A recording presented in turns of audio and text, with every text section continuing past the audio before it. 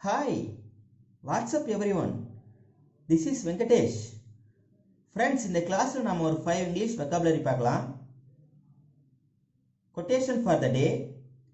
When we learn about the past, we gather strength for the future, which was told by the poet Hank Smith. Hank Smith என்ன சொல்றாருன்னா, நம்ம வந்து பாஸ்ட்ல learn பண்ணிக்கிற எல்லாமே எதுவுமே waste ஆக போறதில்ல, அது நம்மளுடைய ஃபியூச்சர் லைஃபுக்கான ஒரு ஸ்ட்ரென்த்னு சொல்றாரு. First vocabulary gasping. கேஸ்பிங்னா மூச்சு திணறல். English meaning to have difficulty breathing. அதாவது நம்ம வந்து சுவாசிக்கிறதுக்கே கஷ்டப்படுறோம் பார்த்தீங்களா, அந்த மூச்சு திணறது பார்த்தீங்களா, அதுதான் கேஸ்பிங். அதுக்கு ஒரு example sentence, I rescued Raj who was gasping in the lake. அதாவது ரெஸ்கியூன்னா ஒரு இடரிலிருந்து ஒரு டேஞ்சர்லேருந்து ஒருத்தவங்களை காப்பாற்றுறது. அவங்க வந்து நெருப்பில் மாட்டியிருக்கலாம், இல்லைன்னா நீரில் மாட்டியிருக்கலாம். அவங்கள சேவ் பண்ணுறதுக்கு பேர் தான் ரெஸ்கியூ. சரியா? அப்போ இந்த சென்டென்ஸில் என்ன சொல்கிறேன்னா, I rescued Raj who was gasping in the lake. ஏரியில் மாட்டிக்கிட்டு மூச்சோடவே திணறிக்கிட்டு இருந்தால் அவனை நான் மீட்டுட்டேன். சரிங்களா? Second word is inundation. இனண்டேஷன்னா வெள்ளப்பெருக்கு. சரிங்களா? அதாவது ரொம்ப அளவுக்கு அதிகமாக இருக்கிறது. அது வந்து அதிகமான கூட்டத்தை குறிக்கும், அதிகமான பொருட்களையும் குறிக்கும். சரியா? ஸோ இதுக்கு இங்கிலீஷ் மீனிங் எப்படி சொல்லுவாங்கன்னா, and overwhelming abundance of people or things are flooding. சரிங்களா? அதாவது அண்ணா இறந்துட்டார் பார்த்தீங்களா, அப்போ தான் உலகத்திலேயே அதிக மக்கள் அங்கே கூடுனாங்களாம். இது வரைக்கும் யாருடைய இறப்புக்கும் அந்த அளவுக்கு க்ரௌடு வந்தது இல்லையா, அது இன்னைய வரைக்கும் கின்னஸ் புக்கில் இருக்குன்னு சொல்கிறாங்க. சரிங்களா? இதுக்கு எக்ஸாம்பிள் சென்டென்ஸ் பார்ப்போம். Paddy fields were drowned by inundation.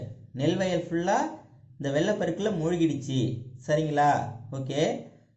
Third vocabulary is immunisation. இம்யூனிசேஷன்னா நோய் தடுப்பு, இல்லைன்னா நோய் தடுப்பு திறனூட்டல். சரியா? ஒருத்தவங்களுக்கு ஏதாச்சும் ஒரு நோய் வராமல் ஆல்ரெடி தடுக்கிறாங்க பார்த்தியா, அதுக்கு பேர் தான் என்ன, இம்யூனிசேஷன். சரியா?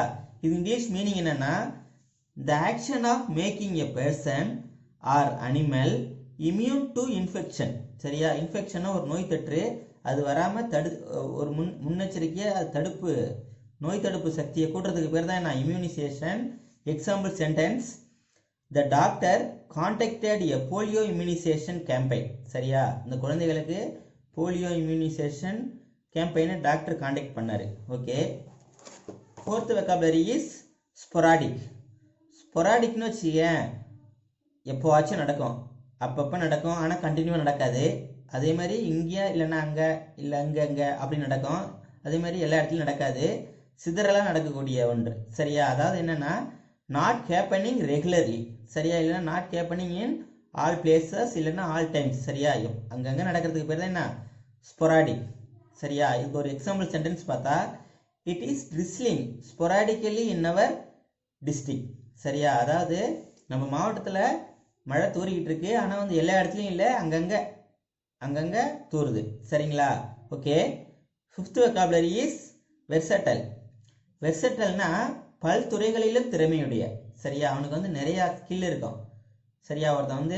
ஒருத்தன் ஸ்போர்ட்ஸில் இன்டெலிஜென்ட்டாக இருப்பான், இல்லைன்னா எஜுகேஷனில் இன்டெலிஜென்ட்டாக இருப்பான், இல்லைன்னா பாலிடிக்ஸில் சில பேர் இன்டெலிஜென்ட்டாக இருப்பான். ஆனால் ஒரு சிலருக்கு வந்து நிறையா ஸ்கில் இருக்குது பார்த்தியா, பல துறைகள்லாம் அவனுக்கு திறமை இருக்குது பார்த்தியா, அவங்கள தான் என்னென்னு சொல்லுவாங்க, வெர்சாடைல். சரியா? அது இங்கிலீஷ் மீனிங் என்னென்னா, able to adapt to many functions. சரியா? அவன்கிட்ட பல திறமைகள் அது செஞ்சு காட்டக்கூடிய திறமை இருக்கும். Example sentence, Hrithik Roshan. Hrithik Roshan is an Indian actor who has versatile qualities. சரியா? அவர்கிட்ட வந்து ரித்திக் ரோஷன் வந்து டான்ஸரு, சிங்கரு, நல்ல ஆக்டரு, ஜென்ரல் நாலேஜும் அவருக்கு அதிகம். சரியா? ஸோ அதனால் அவர் வந்து ஒரு வெர்சாடைல் குவாலிட்டி உள்ள பர்சனாக சொல்லலாம். Okay friends, thank you.